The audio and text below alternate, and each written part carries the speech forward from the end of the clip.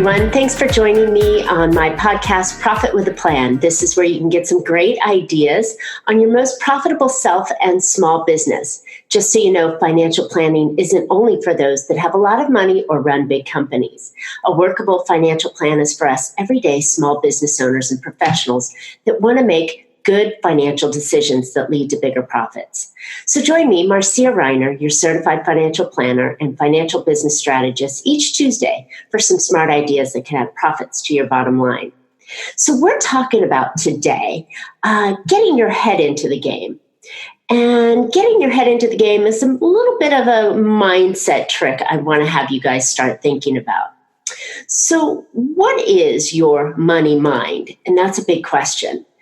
I think a money mind is really the baggage that causes you to think about money in a certain way.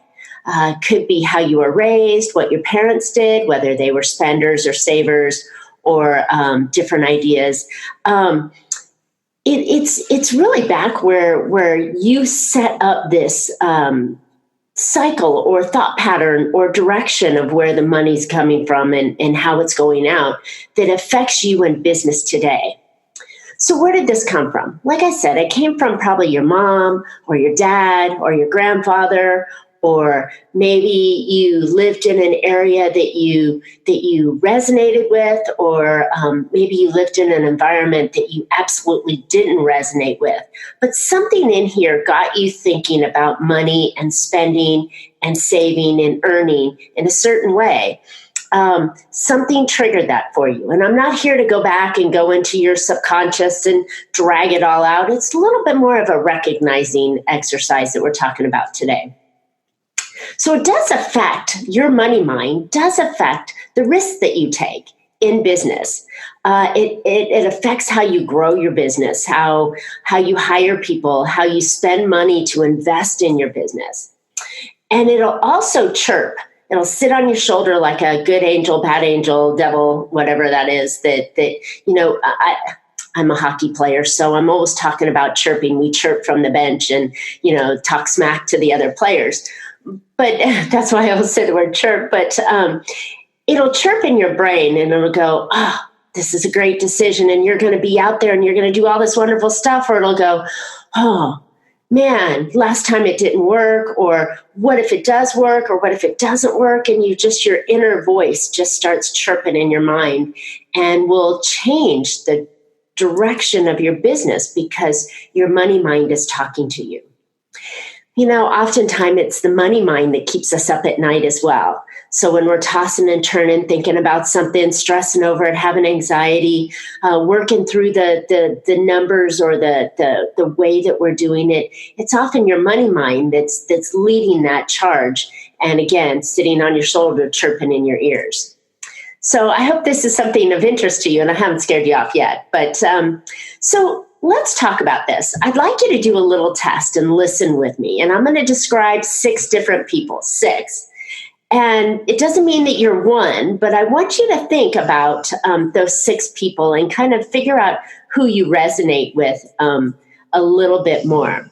So I've got this spender, which is, do you spend on impulse and then try and justify it? So, wow, I really got this cool jacket or shoes or this new thing for my car, but I got it on sale, right? And so I just couldn't pass it up.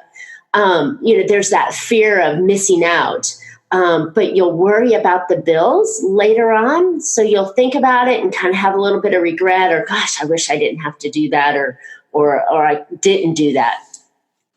And then you have this kind of internal belief that there will always be more money. So I can make more, or I can, just do this and it'll come to me. So you have that kind of a spender mentality.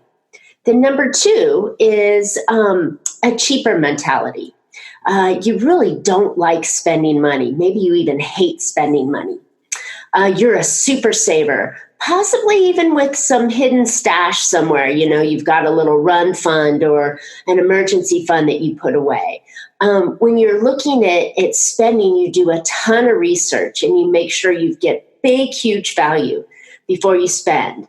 And then you have anxiety when you're thinking about money. Sometimes it just kind of upsets your stomach a little bit, makes you shake, sweat. Maybe you get a little bit nervous and you're always worried about spending that money and will it turn out to be a good investment. The number 3 is somebody who's maybe a little bit more risky. You enjoy the thrill of the chase. You jump at an opportunity because someone told you about it and you're like, it's another FOMO, your fear of missing out, but you're always looking for those get-rich schemes. Some work out, some don't work out, but you really enjoy it. Your investing philosophy is, take higher risk because you'll get a higher return, right? And then you always have this feeling that, bad things won't ever happen to me. I won't lose it. I'll be fine. I got it. You just like the risky side of it. The flip side of that is being cautious or overly cautious. You have a fear of the outcome that's going to happen. You tend to take the safe route. Risky things, trying those things and methods, you just really don't feel comfortable taking those risks. You'd rather just have the tried and true. You have backups and then backups for your backups, right? So you've got a plan B and a C. You're always trying to make sure that things are set in place and that, well, maybe I'll take a risk on this, but only after I'm playing with extra money, or if my whole nut is covered, but I'll take this little piece over here and try that. But you will never really jump in full feet and try something new. So with this in mind, you want to know why change. If it's already working, why should I change things up? Let me just keep it going the same way. It'll be fine. I'm okay with this. I'm comfortable with what I've got, and everything's going to be okay. Then number 5, we have someone who's maybe a little delusional. So do you have to have the latest, greatest stuff? Maybe it's the iPhone or the car or the latest shoes, or you've got to have something that's just the best coming in. And you don't have much of a reserve, but you hope for the best. So this is thoughts on, it'll all work out. I'm going to be fine. If I just spend this, I'll figure it out and get something. Do you commonly chase after squirrels? So now you're on one idea and something pops up and you're like, oh, I like that idea. That idea would be really great. And you go over in that direction. You tend to do a lot of planning and strategizing, but sometimes those you either don't take action or that final step of pulling the trigger doesn't often happen. So you just keep thinking and strategizing and planning and going down these routes, and then you just kind of hesitate before you take action, or something has changed your path or direction, and now you're chasing that one. And then the final character in this money mind is the avoider. And this avoider is opposite of the delusional. And what they're going to do is they're going to live with blinders on. So they're not going to want to check or look at their money. They're going to want to just go, I don't want to hear it. I don't want to know about it. It'll be there. You avoid out of fear. Oftentimes, you're unclear about where you are right now in your situation. So you think that, well, if I don't look at it, then I won't see how bad it is. I'll just make it work out, but I want to avoid it. Or better yet, why don't you do it for me, right? So you're looking to have others do things for you more often than you taking ownership, especially when it comes to money. Maybe you're in a relationship where your spouse or your partner takes care of that part of it because you're just the creative side and you don't want to deal with the numbers or anything like that. Or you lean and trust wholeheartedly on the professionals that are doing it for you, and you just believe that it'll come through. So that's an avoider. So let me repeat those for you. There's the cheap person, the spender, the cautious person or the risk taker, or the delusional person and the avoider. Where do you think you line up with your spending mind, your money mind? How do you think that lines up for you? And by the way, none of these are wrong. We probably have a little bit of each one of these, or maybe we're a little stronger in one versus the other one, but that's okay. It's just this, why I'm talking about this is it's just an awareness. And I want you to get your head in the game and think from your head and not from the emotions that are all pulling on you. And I want you to make smart decisions. So you have to understand what kind of a money mind you have. Is this making sense? Or am I way out there in left field? So, and again, we're never really going to have just one, and it's often a blend of many. But the realization of who we are, and I'm probably, I'll be a little honest with you here. I'm probably a little bit of a delusional person, and then I'm a little bit of the risky. But then I'm coming in and always looking for a deal and valuing money and looking for the backups and things like that. So I've got a couple of blends and things going on. But yeah, I'm definitely a little bit more on the delusional stuff. I got to get the latest, greatest iPhone as it comes out. But then I check myself and make sure that I'm saving and I'm doing the things that I need to do. But with my creative mind, I'm always out there looking for I chase squirrels constantly, but looking for the opportunities to come my way. So I hope that was okay that I did share with you, and you can see inside of my head a little bit. But how does your mindset, your money mind, how does that affect your business decisions? Remember, everything in your business is financial. So every decision you make will affect the finances, whether it's to hire somebody or market or innovate a new product or pay an extra bill, whatever you're doing in your business, everything involves money. So if your money mind is controlling your decisions, do you think it's going to affect your business? I think it does. I think it has tremendous effect on the success, the rate of growth, and everything else that you have in your business. It affects your spending. If you're a cheap chip or a cheap person, you're not gonna spend when maybe you should have spent to make that opportunity in a timely manner. If you spend too much, then you don't have enough reserves and savings, and maybe you're chasing the wrong things because you're not slowing down enough to make good decisions. How does it affect your income? Well, if you're too cautious, you're not going to take that risk to go chase the opportunity that should be there. If you're looking at carefully and you're a cheaper person, maybe you're thinking that client would never pay what you're worth.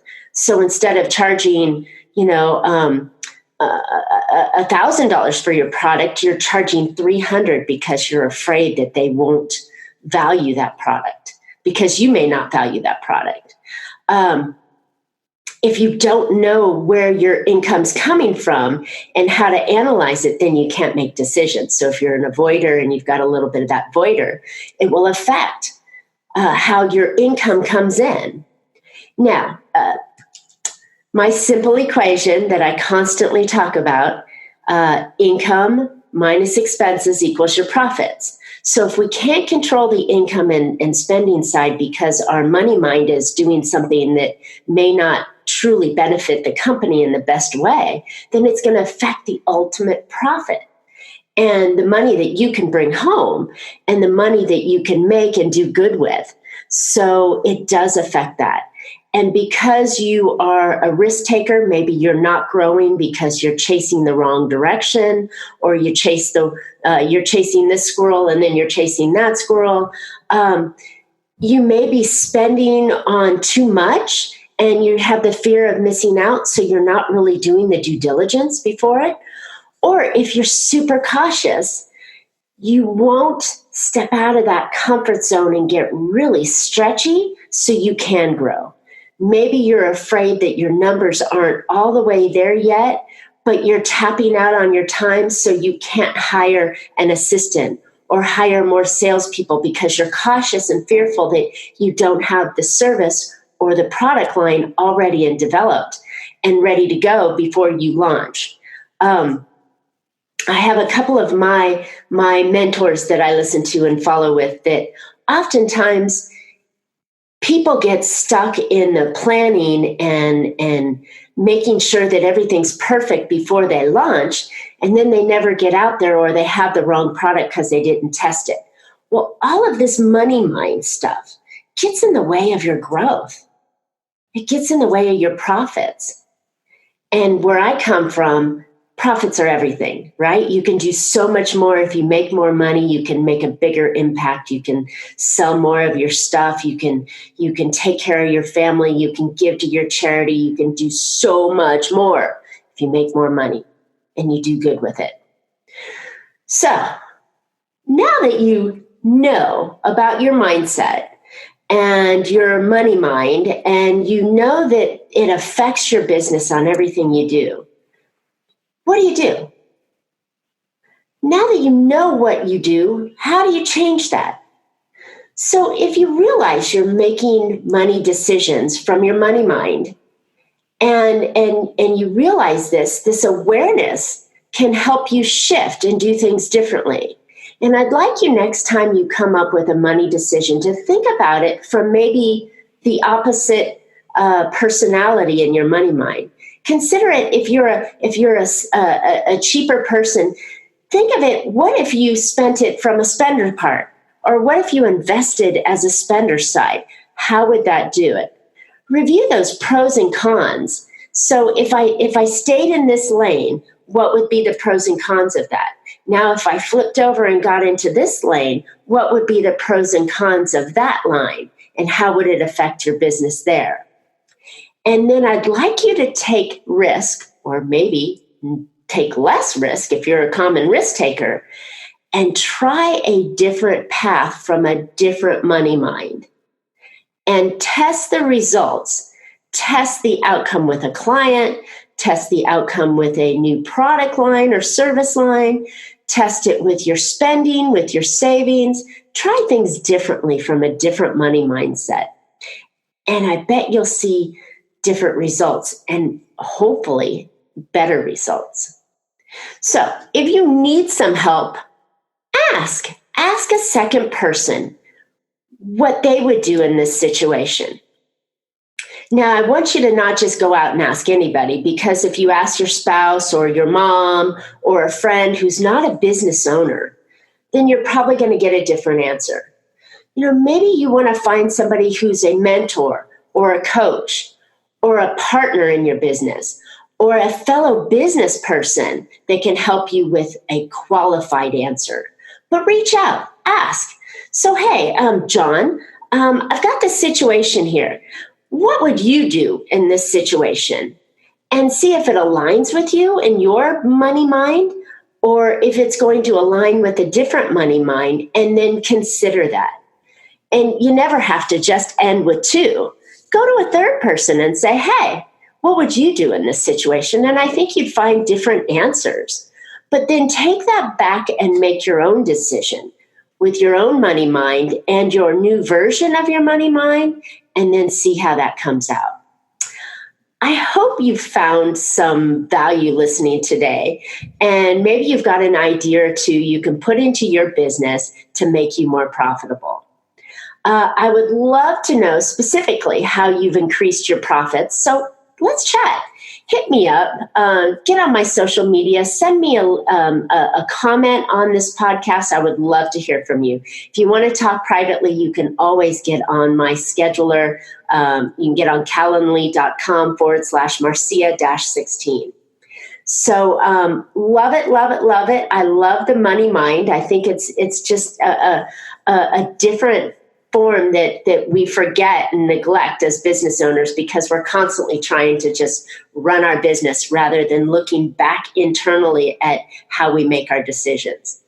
So don't forget to subscribe to this podcast, Profit with a Plan. You can go to profitwithaplan.com and get some great stuff. I've actually got a new book coming out. It's called Big Profit Secrets. exposed. So I can't wait to share it with you. It's coming out. There'll be some little blurbs about the book coming out. It's going to be a lot of compilation of my podcast. So I'm really excited. So if you do follow me, I'll give you my book for free as soon as it's ready. And I'm guessing it'll be ready by, this is mid-August. So I'm guessing it'll be ready by probably mid-September. So I'd love to get it out to you and share my ideas and have you come into my tribe and my zone. So please, again, subscribe to my podcast and share this. Please don't keep me as the best kept secret. Share this with your friends. And I can't wait to have you here next week again so we can get some more profitable information for you. So until then, make your plans and profit with it. Thanks.